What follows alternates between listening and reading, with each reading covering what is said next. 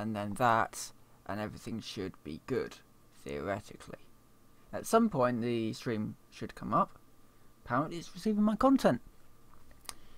Yep. And we are... Oh, we're live. That was quick.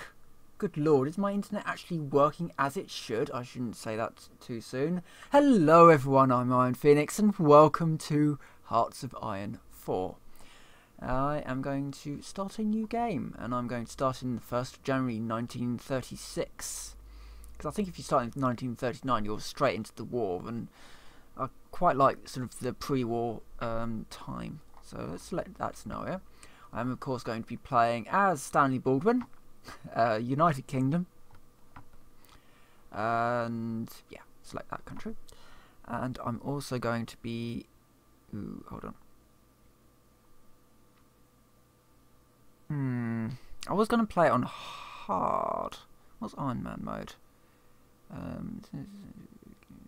File. There's no turning back. Well, yeah, I want to play in Ironman mode. Historical. Yeah, I want to do that. Oh, I did say that I would play in hard mode, so let's play in veteran. Veteran Ironman historical AI focuses. Playing as British, as sort of the British Empire. Save and play, yeah. So the game is automatically saved, and I've got no manual saving, and so I can't go back if I screw up. And I'm playing on hard, so research time is slightly longer, and you know, various stuff is going on. I find that the regular is kind of easy in that you can pretty much sit back and just let everybody fight one another, and then when France eventually gets taken, you just kind of move your units in and go for it. Anyway, so this is Hearts of Iron. This is a grand strategy game made by Paradox Interactive, and my internet is not great, as it turns out. Okay, anyway. So grand strategy basically means that you're going to be pretty much on that mode most of the time, because everything takes a long time to research. So I'm going to start with getting my Vickers MG and Stokes mortar up. This is reasonably historically accurate. There are some differences, such as the Boys anti-tank rifle. Now the Boys anti-tank rifle, which I am just quickly getting the... Boys anti-tank rifle, I believe was used, yeah, it was in service 1937 to 43, so it was an interwar design that was available up until the Piat basically replaced it, and the Piat was in service 1942. So really, the Boys anti-tank rifle, you should start with it, and the Piat should replace it in 1942 or thereabouts. The Boys anti-tank rifle wasn't really very good, and the Piat, you know, you're launching essentially an anti-tank shell at the enemy, so it's going to be an awful lot better than a large caliber rifle bullet. Anyway, it's 1936. Oh, we want to get the Vickers Independent up. We also want to get the Matilda up. So the Vickers is a heavy tank. The Matilda is a light. Yeah, it's a light tank, but downside of the Matilda was that it was quite slow, but it was well armed and well armoured. So I can potentially, I could, for example, research the Crusader, but it would take me a lot longer because technology is ahead of its time. I'm also going to nip over to engineer and get the mechanical computing. Oh, cancel. Have I done the wrong one? Yes. Yeah, I wanted to get that one. And get the national focus of limited rearmament. Okay. I'm also... Right, so we are doing... Ah, here we go. So what's next? Civilian infrastructure. Let's get some infrastructure up. Now, part of the reason why I'm doing this is because I keep wanting to see if my internet is actually any good, and B, there was an interesting article that sort of buoyed me to kind of explore this period a little bit. I'm just queuing up a whole bunch of stuff at the moment. Basic defences for sea invasions. If a sea invasion is going to come, it's going to come along that coast. I've got infrastructure as well, so my units can move quicker. And it probably would be an idea to get a radar station up as well. So we've got those. Military. Okay, so naval dockyards are generally in use pumping out my ships. Okay.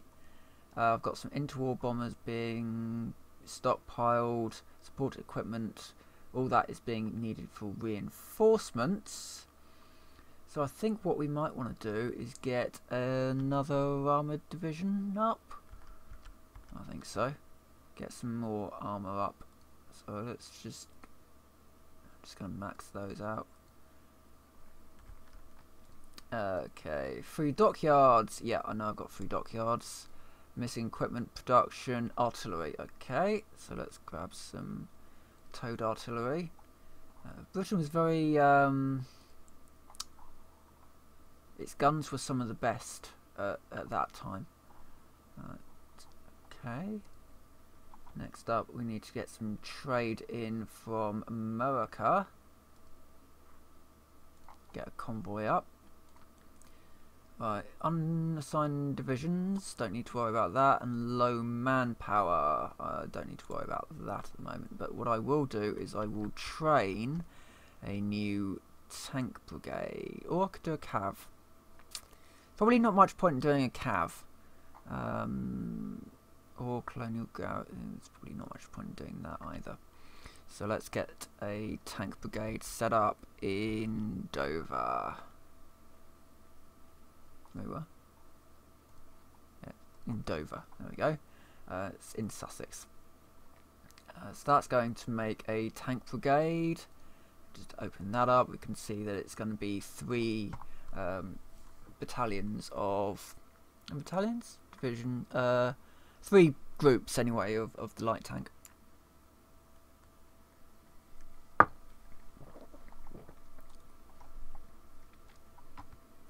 And that's it. So yeah, I saw this interesting article. Charming Man 93 had found it, that was talking about how a gamer had suggested to Sledgehammer Games that they might either have Nazi zombies have Nazi insignia. Yeah, King George has passed away, and we'll get a new guy in at some point. We are mainly conservative at this point. Yeah, limited. Yeah, okay. And basically, yeah. So either they have Nazi zombies have Nazi insignia, or just make them zombies and have the Iron Cross. And the result of that was that the co-founder but sort of lashed back at this critic and claimed that he was racist because he wanted Nazi insignia in a game. And it kind of led me to this other thing that I found a little while ago, a couple of weeks ago. An American journalist said that the film Dunkirk was it wasn't diverse enough, that there were too many white men in the film. There were no strong female sort of leads in the film, which yeah, some of these things you can't do anything but this. So yeah, we've got limited rearmament. Excellent. So yeah, this whole idea of the film isn't diverse because it doesn't have a strong female lead, and all these films need to have strong female leads, and they just kind of generally forgot that actually World War II was a real event. The Dunkirk evacuation was a real event, and so That's why, you know, young white men were on the beaches, because that's what happened at Dunkirk. Right, okay, so limited rearmament has been done. I can't do that one yet because I'm not at war with German Reich. I think the only one I can do is motorised army. Actually, no. I want to do reinforce the empire and go down this route a little bit, because then we get national unity. I'm just basically, at this point, I'm going to assume the stream is doing reasonably alright, because I can't, it's not giving me much information at all. So I'm just going to assume that everything is fine, and if all else fails, people can watch this as a VOD later on. So I'll probably be doing about an hour or so of this. So anyway. But yeah, it was just kind of this thought of this idea that these people are basically trying to fit or want people, creative, to almost fix World War II to make it more diverse, when actually it wasn't necessarily about the colour of people's skin. It was about, it was mainly about these guys, German Reich, wanting to have their own empire again.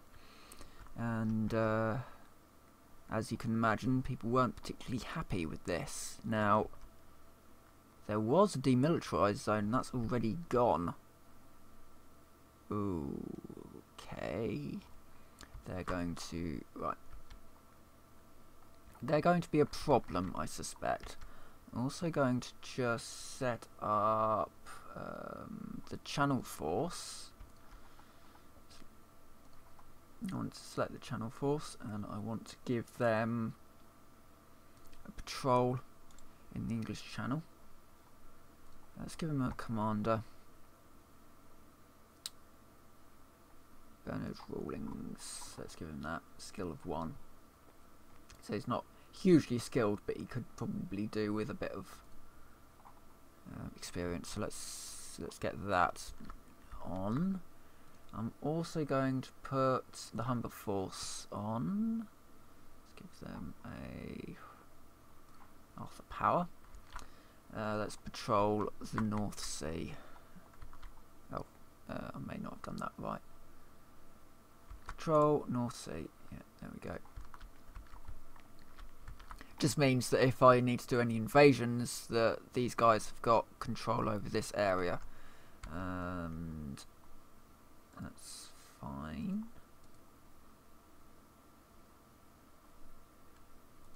Well, World War II is a very interesting time period, mainly because you have a very World War II is the point at which the thoughts of how to deal with war as a whole is these ideas are changing, and quite rapidly as well. You still have cavalry being used, but you've got them being used alongside tanks, and there's still almost this idea that cavalry can be used as well as tanks, rather than tanks being their replacement. And so the tanks are sometimes put into cavalry brigades, and they absorb their roles, as it were. So I'm reading a book at the moment called Troop Commander, is it? Troop Leader, and it's written by Bill Bellamy, who was a logistics officer in World War II originally. He started as a logistics officer, and he worked his way up to become a troop leader of 3 Churchill tanks. And the book is his real life story of his experience of the war. And it's a very interesting read, partly because you've got quite a lot of diverse opinions going on how people execute the war, how they execute their duties even.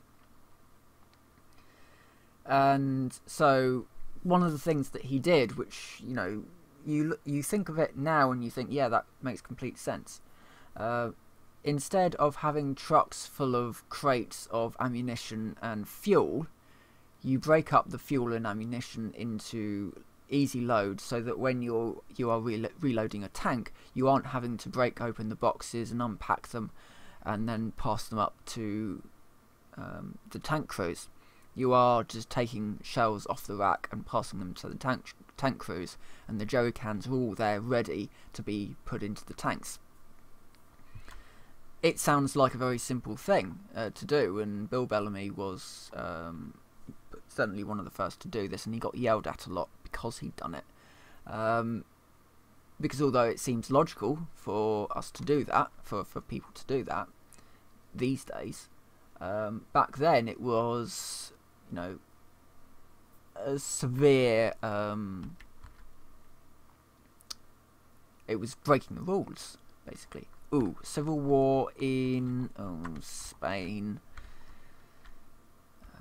Right, that's Africa. That's Brazil. That's Spain. Right. The reason why I'm slightly concerned about Spain is because we do have the rock down here, Gibraltar. We've also got some free civilian factories.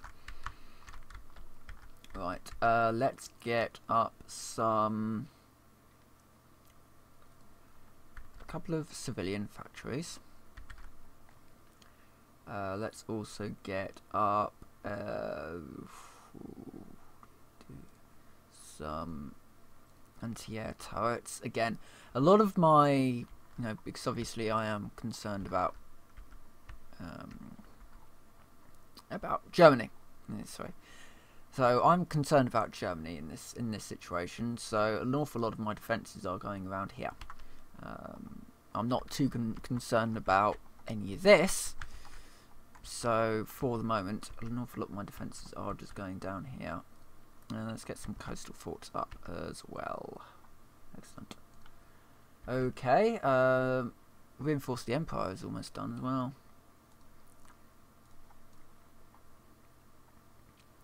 Yes, I do want, and this is why you then go down the colonial branch, because what happens is, so reinforce the Empire, you get some more, you know, national unity, which is always good.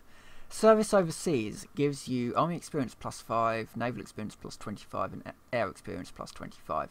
Army experience is used to modify your divisions, to add more units to them. Naval experience and air experience are used to modify your units to give them better stats, essentially. And then encourage colonial elite cuts down your research time, so obviously you want that one as quickly as possible. And sort of running down into here, you got things like fortify the rock, which will give you 4 land forts in the area. And yeah, so it's well worth doing this part of the focus tree as quickly as possible, I've found. Though, you know, I can also do things like air defense, because that will give me more anti-air. So there's that. And I don't think I can do any advisors yet. No, definitely not. Okay.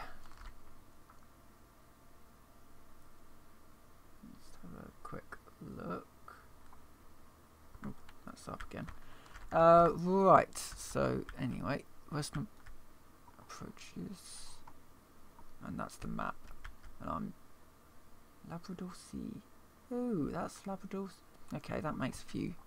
That answers one of my weird questions. So Labrador must be in Canada. Interesting. Anyway.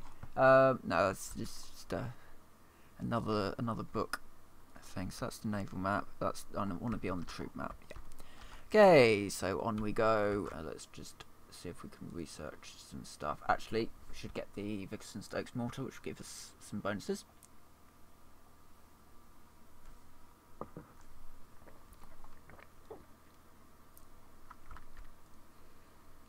Details. I have kind of toyed with the idea of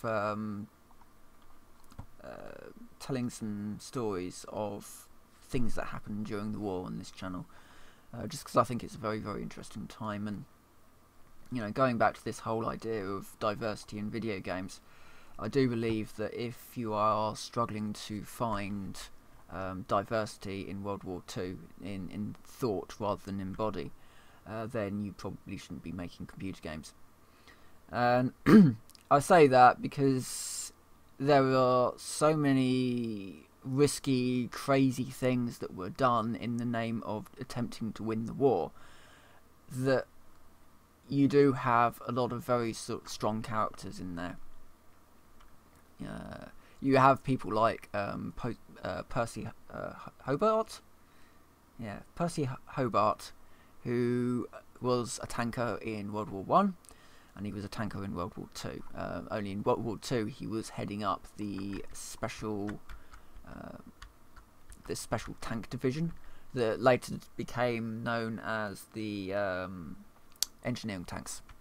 So the engineering tanks that deployed on the beaches on D-Day, those were his creations. But they weren't just his creations. This was the thing about World War II, is that every individual, if they have a good idea, then they should attempt to push it wherever possible. It's almost their duty to attempt to evolve the war in new and interesting ways. Right, so I've now got 1936 tanks. I could get the priest, actually. I believe the priest is the SPG. No, not the SPG. Valiant? Yeah, Valiant tank destroyer. So you can also research these various variants, and I probably should also get the Hurricane. Hawk Hurricane. Really nice aircraft. Hurricane and the Spitfire, of course, being sort of the two planes that the two sort of fighters that the British knew very well. They're, you know, extraordinarily good aircraft. Continuous fixes.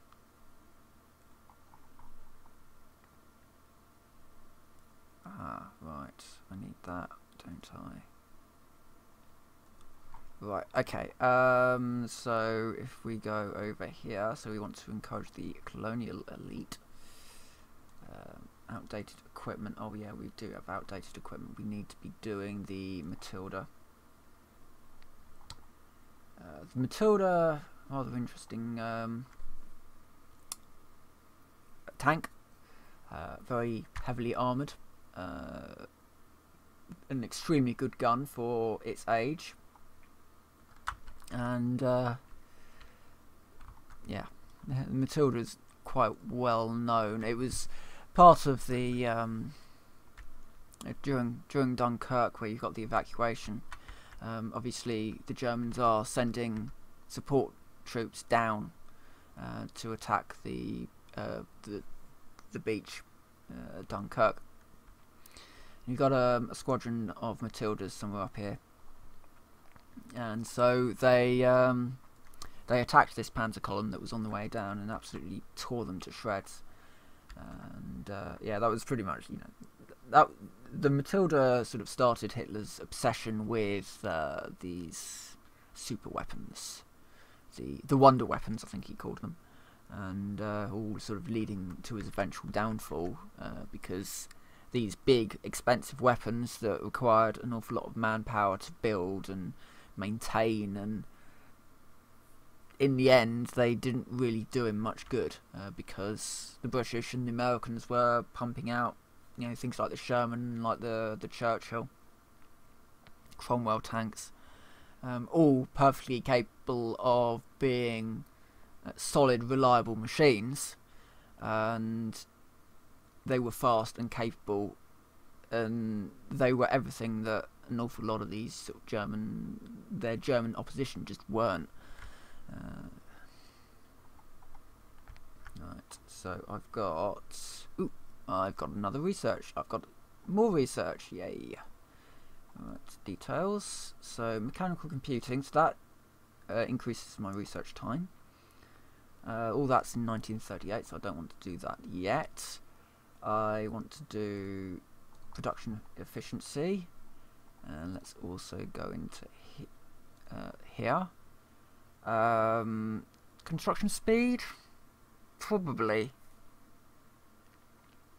Yeah, get construction speed up now, and then I'll do synthetic oil next.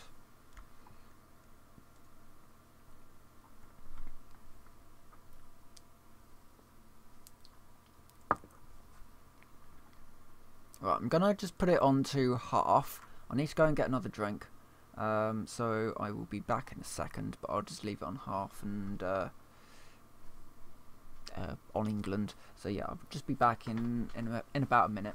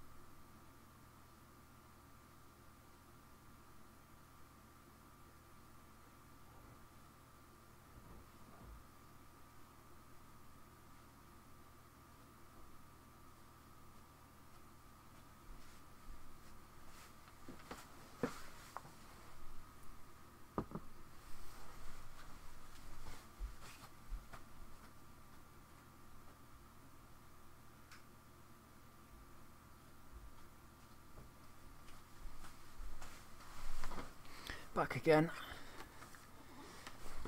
Mostly. Just need to put my earphones in. Okay. Right. I've got the encourage colonial elite. That's going to increase my research time. Meanwhile, I will just nip over to here. Motorized infantry. Ooh. Tempting.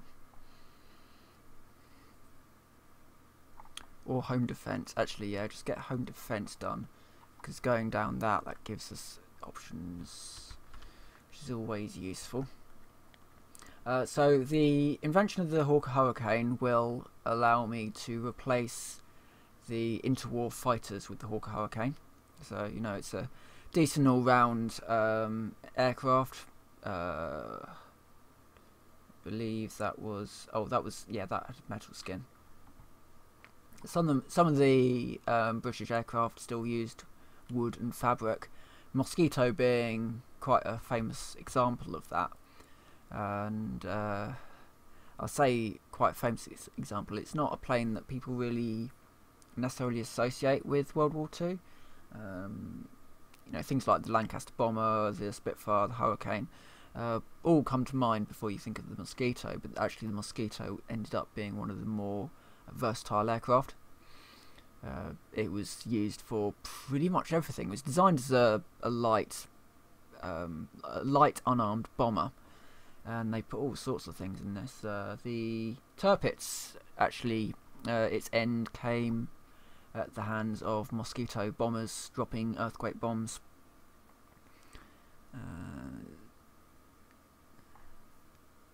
Oh yes, we get rid of King Edward, who apparently wasn't very popular, and in comes King George, who was more popular. He was quite shy, but he was more popular.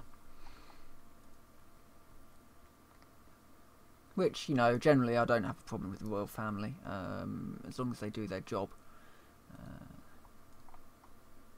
Which in some cases can be a little bit more surprising. Right, okay. I can't do any of that yet.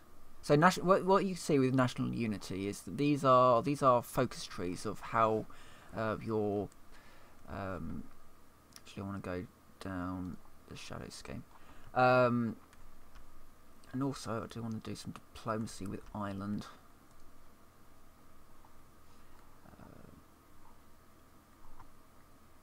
Ireland. I want to improve my relations with Ireland.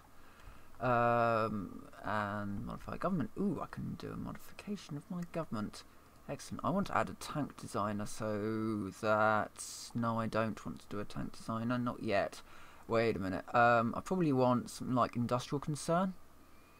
So that will improve my industrial research time.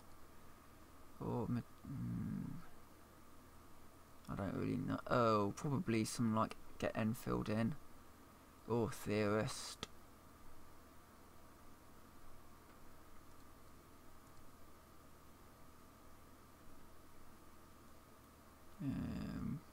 That's a possibility. Or get in. Quartermaster General would probably be quite useful. The other one that I had, that one, silent workhorse, increased political power, which is always good, or increased political power gain. So yeah, I was talking about this. So focus trees are ways in which your government sort of evolves the areas that it puts time and money into. So at the moment I'm doing the shadow scheme, which runs down this line here, so I can get the extra research slot. But they do all have restrictions on them.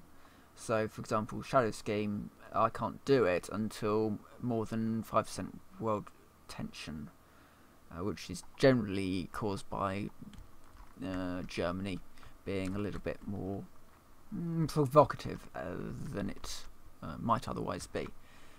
As you can see, Britain is pretty much gearing up for war at this stage. Ooh, I could edit my tank brigade actually, and I think I will, because I want to add a light tank destroyer. Save that. And I will need to put in the light tank Valiant. And just reduce that down a little. Get those in. So we'll need to make 90 for reinforcement. And so now my tank units will have Valiants.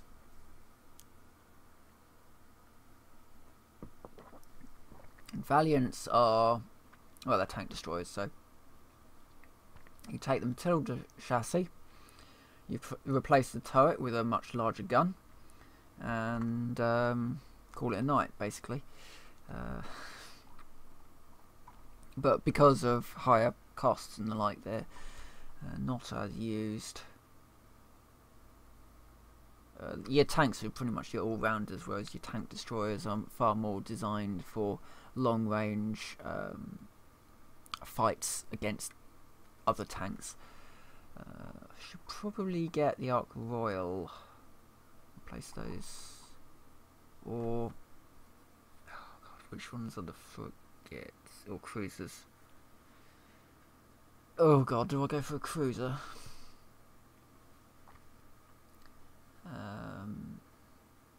So the Surreys, cost. What I'm more I guess I should probably get some. Right, so I've got destroyer. Maybe a battleship might be an idea. The King George class. Yeah, let's go for them. Because my weak spot is the sea and the air. I don't really have a problem with land. So yeah, I think that should be alright. And on we go. So, reasonably simple game, all in all. It gets a bit more complicated when you are dealing with combat. But at the moment, in this stage, 1937, it's just a case of researching your stuff as fast as you possibly can and getting your units set up so that so as you can see, my recruitment of a tank brigade here, it's now waiting on the tank destroyers, and then of course they've also got to do the training on the various different types of equipment.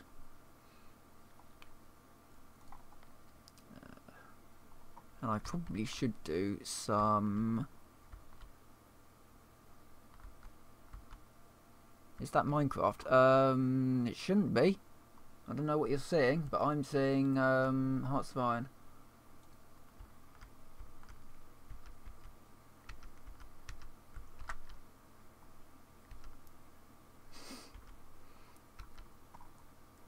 It's not quite as textured as Minecraft is.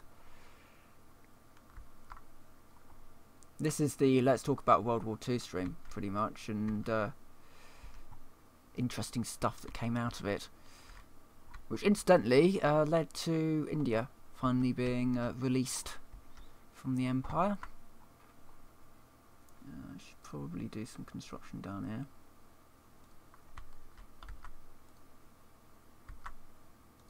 I don't know how badly this area gets hit. Actually, I think this area gets pretty badly hit. Let's just put some land forts here and there, and some coastal forts. Yeah.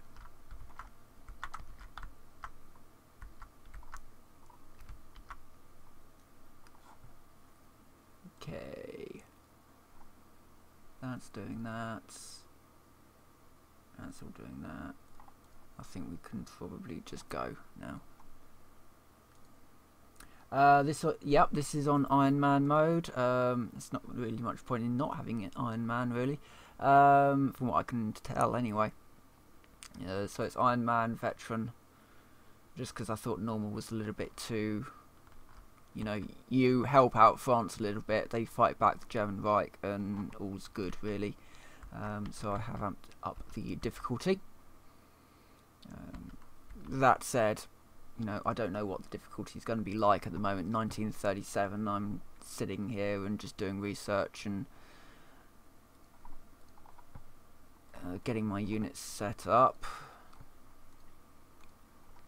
I should get that one up, so I don't have to rely on America too much, and get the Sea Gladiator, which is the replacement for the sea fighters. Oh, the heady days of World War II, back when Britain actually had some fighters on their carriers. Yeah.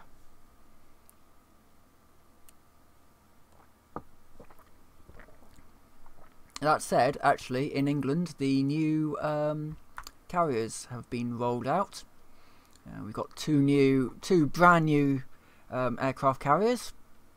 They don't have any planes on them because we are still waiting for the F-35s, and even when the F-35s do arrive, they have more space on them for planes that we don't have ordered.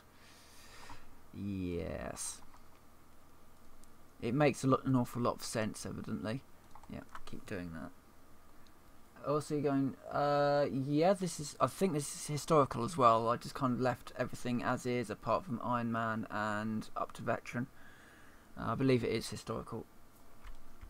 Because again, it's not much point in not being historical, really, because you know, this is World War II.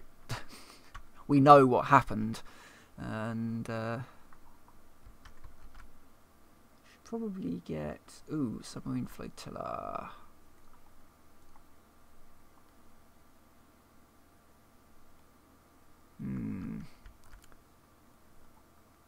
Submarines at this point aren't really that useful. I mean, I could get them skulking around Iberia, but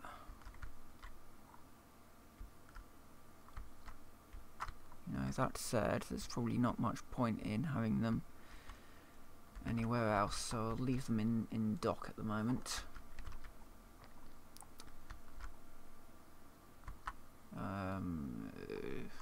Oh, oh, oh, outdated equipment. Into warfighter.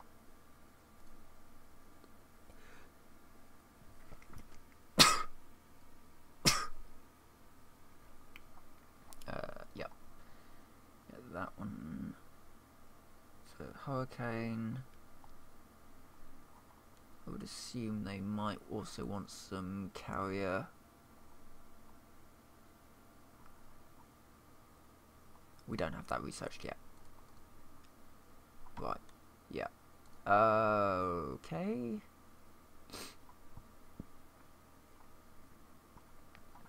Let's just blitz it through. So far, Germany's been reasonably quiet, I have to say. They haven't started pushing on France yet, which is good. Gives us a little bit more time to prepare. Something that I am thinking of doing also is getting another. Yeah, gonna get an infantry division set up in Cornwall. Not enough equipment to train. Well, we'll get equipment. It's fine.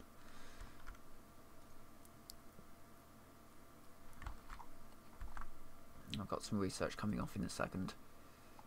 Just some everyday construction.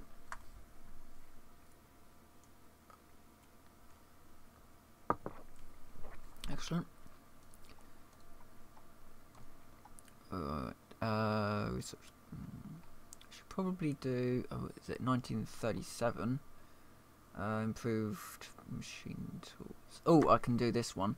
I can either concentrate my in my industry or disperse it. I want to disperse it. Much more resistant to bombing in that way. Because bombing was a real problem in United Kingdom and obviously in Germany. We bombed them, they bombed us. It was reasonably mutual. And V1s mainly missed London. They tended to fall down in Sussex.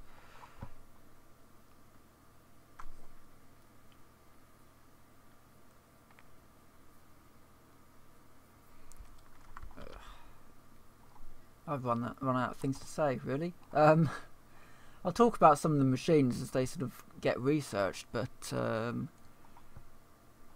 God, I researched it all. Okay, let's get some radar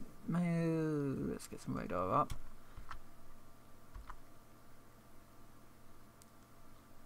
In Wales, get them doing something. Let's get some anti-air up. Let's get some factories up, and let's get some infrastructure.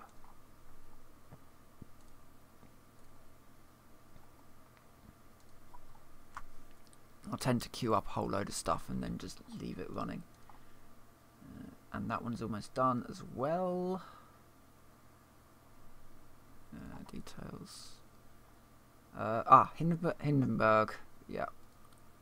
Which was pretty much spelt the end of the airship when the Hindenburg went down, because air travel became an awful lot safer and just generally more reliable than having these slow airships sort of floating around everywhere. And now we get the Gloucester Sea Gladiator, excellent. That's all 1940. I should get the Wellington up though, which was sort of a heavy bomber. All my war effort on. Probably when Germany attacks Paris. I mean, Italy, for example. Italy. I mean, Spain, for example. Spain doesn't really do anything when they become nationalists. They just kind of sit there. Italy is reasonably out of the way. So I think for now, I'm going to focus on Germany. Certainly not going to bother with Japan, because Japan are all the way over here somewhere. Where are they? Yeah. So Japan is... That's the Philippines. God. China. Japan, here we go. Yeah, Japan are all the way over here, so I'm not going to bother with Japan at the moment. I'm playing as the United Kingdom, so they're a little bit of a way away for me to bother with. Germany's far more of a threat. Italy, well, you know what they say about the Italians in World War Two.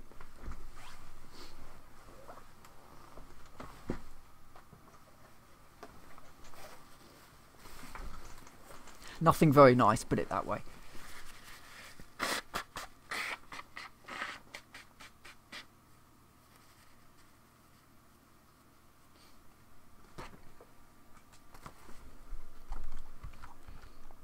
Yeah, there's that old joke where you know, Hitler was very happy to hear that the Italians have joined the war. He is less happy when it turns out that the Italians have joined him in the war. Yeah, we can pretty much ignore the Italians for the moment, as well as the Spanish. I will sort of fortify the rock a bit, but other than that, if they become a problem, they become a problem, and I'll just swoop down and murder them all.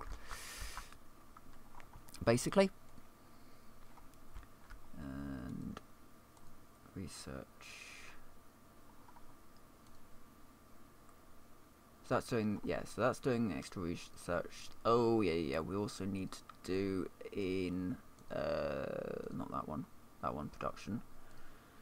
Let's get up the Sea Gladiator as well. So that's got,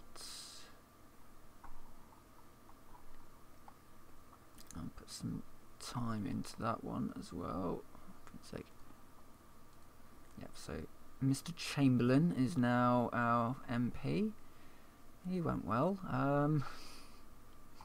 Can't really say much about Chamberlain. I don't know a huge amount about him, but he was part of the sort of this agreement with Germany that we would basically not really interfere with what they were doing until it became obvious that we couldn't control Germany in any way, shape or form. And it was mainly when they invaded Poland, which are, God, where's Poland? Poland, over here. Mainly when they invaded Poland that Britain basically said enough is enough and stop doing these things, or we're going to declare war on you. Oh, you're not stopping what you're doing. We're declaring war on you then. Right, let's get the Quartermaster General, I think. Yeah, get him in.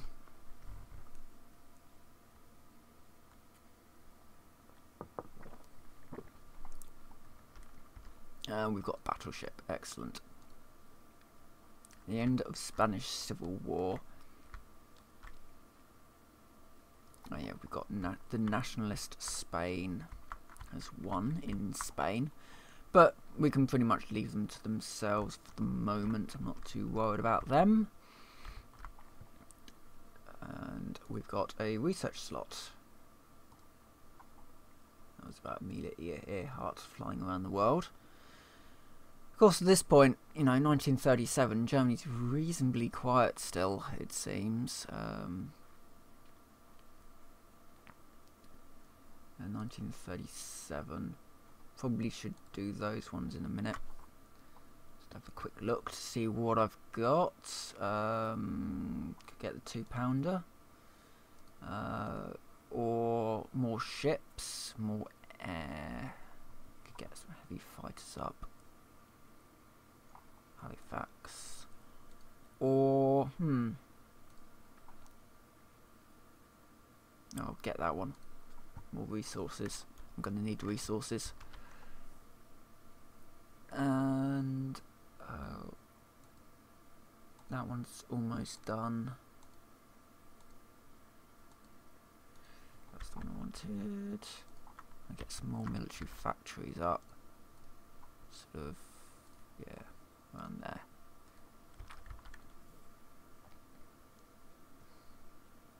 Put democracy in Italy. Well, yeah, I mean, theoretically, the best way to put democracy in Italy is to invade it, because that's worked so well in the past. Actually, you know, the way that you bring democracy to these dictatorships is first to invade it, completely destroy its entirety of its infrastructure, and then you put in a government and hope that everything goes well. and then you are extremely surprised when everything doesn't go well. But part of Italy is part of Italy still communist, or is it still, or is it actually all been unified now? I don't actually know. I knew that for a time Italy was communist, or parts of it were still communist. Let's get motorized. Mediterranean. Oh yeah, because I want to do fortify the rock, so let's do that for now. And we've got a new research slot because we've done the shadow scheme. The shadow scheme line of things. And get that up and running.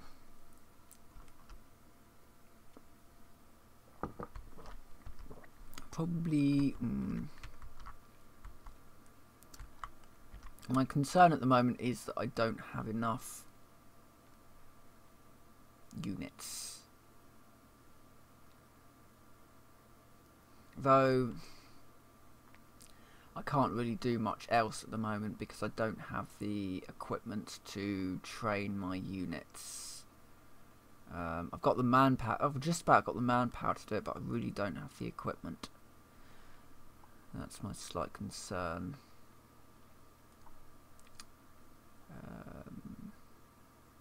Ooh, hold on. If I just nip into... Oh, God. My sword somewhere down here. Ah, here we go.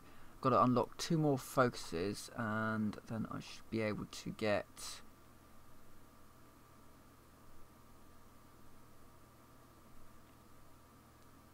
something like that, and that just reduces my... factory repair speed. Oh no, that's not.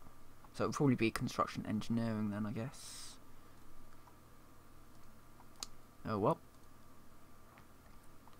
Let's speed this up a bit.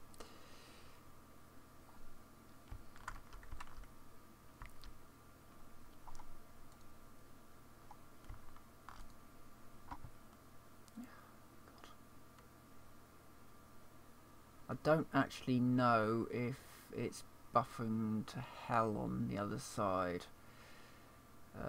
on your ends, basically.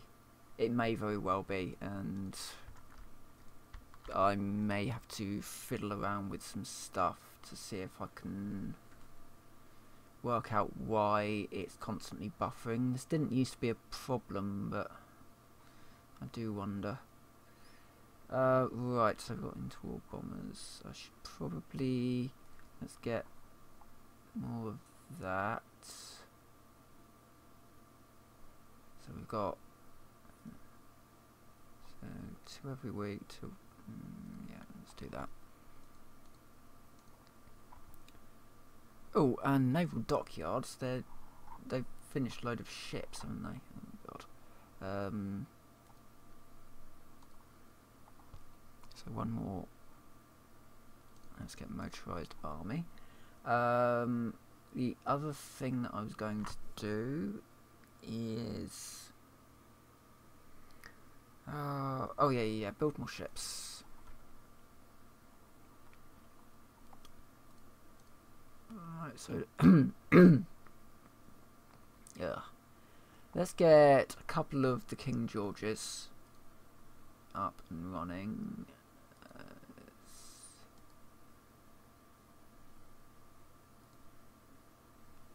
Yeah, so we'll build a couple of the King Georges because they're sort of big battleships. Still, you know, we're still in the age of the battleship. Just about. The battleship is starting to become a little bit more limited.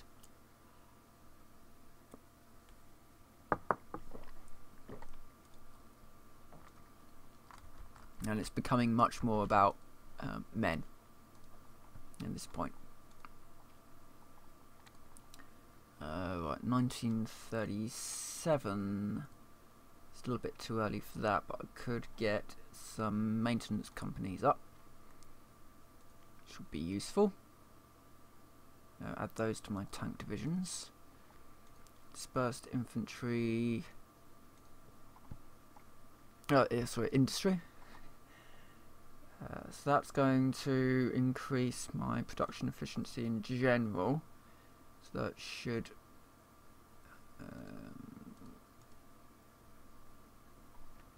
speed up these. Yeah, we're now up to 20% speed increase there.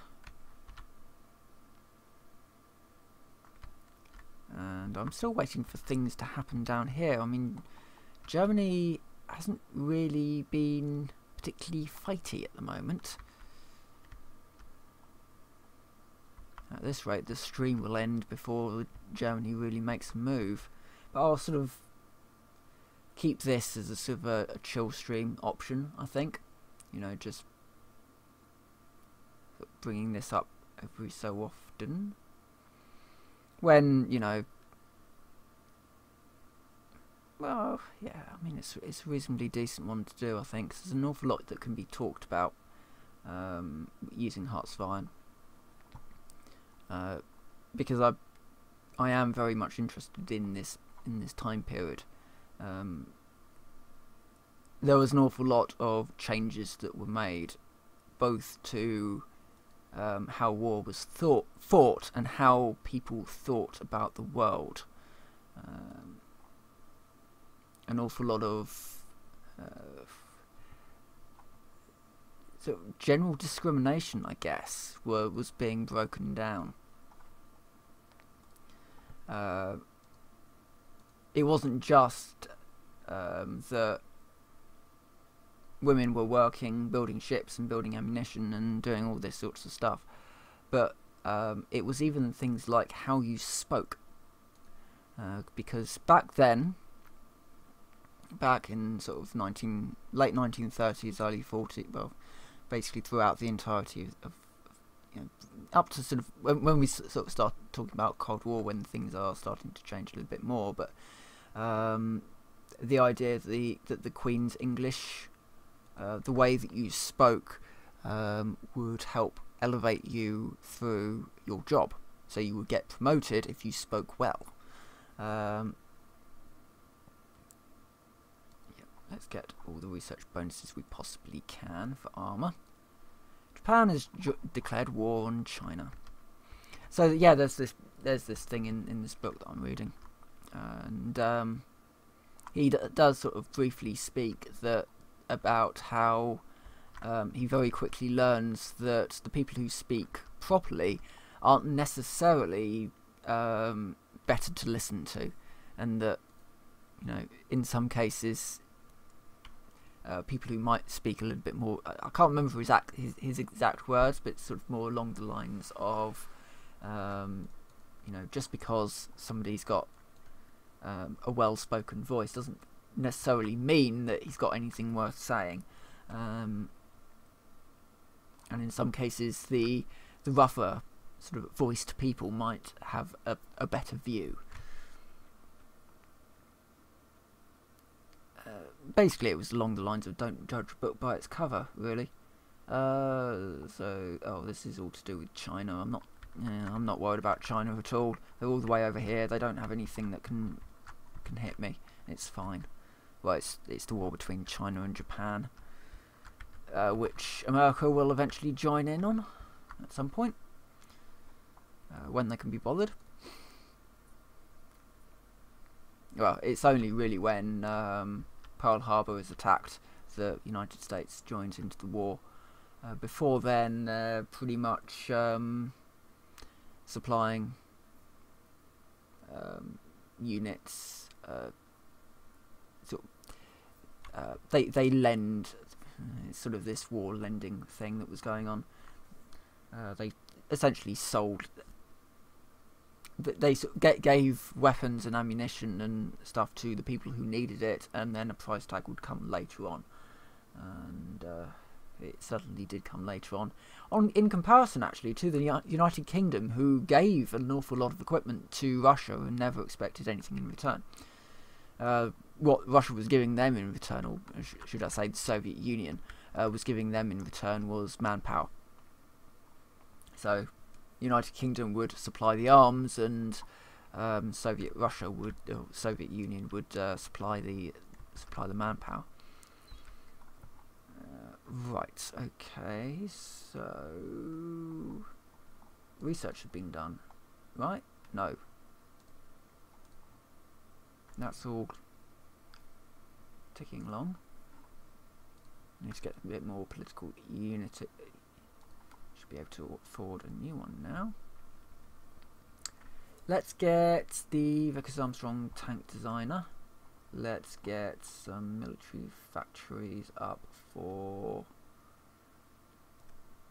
that one. Apparently I've got outdated equipment in the Armstrong. What's Whitworth? Oh, oh yeah, the interwar.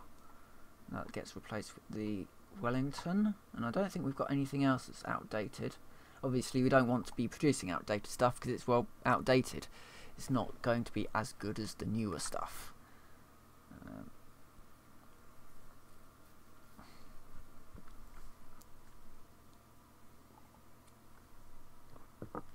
Which is why certain tank designs were actually cancelled. They were ordered, and then all these flaws were found with them, and so they ended up being cancelled. And there's this type of tank, World War II tank, whose name I've forgotten. It begins with a C, and it was the first named tank. And they produced 1,000 or so of these things before realising that they had some serious cooling problems, and so none of them were actually used in the war. They pretty much sat in England and got used as training tanks, and they didn't really, they weren't involved with the war, and a lot of them were scrapped. They were either scrapped and used for, you know, bits to build new tanks out of, or they were used as targets for live fire. And some of them had survived, and there are examples of an awful lot of these tanks at Bovington Tank Museum. Royal Tank Regiment. So that's given me research bonus for that. I should also get this one. So that will give me maximum anti-air. Yeah, I want to get that one. Oh, here we are now, ticking over. I think then I'm going to end this here. I've done an hour of Hearts of Iron, and we will be back to revisit this. For now, though, I will say thank you very much for watching, and if any of you have enjoyed this history lesson, I might be obviously I'll be doing some more Hearts of Iron, so you will be able to get to hear some more random stuff coming out about, you know, the crazy stuff that Britain used to pull in World War II specifically, but in general, not so much. Well, there is a certain amount of craziness that is going on, but anyway, I shall end this video here, this stream. So anybody who's watched now, thank you very much for watching now. Any of you who've watched later on the VOD, thanks very much for watching. I will see you next time.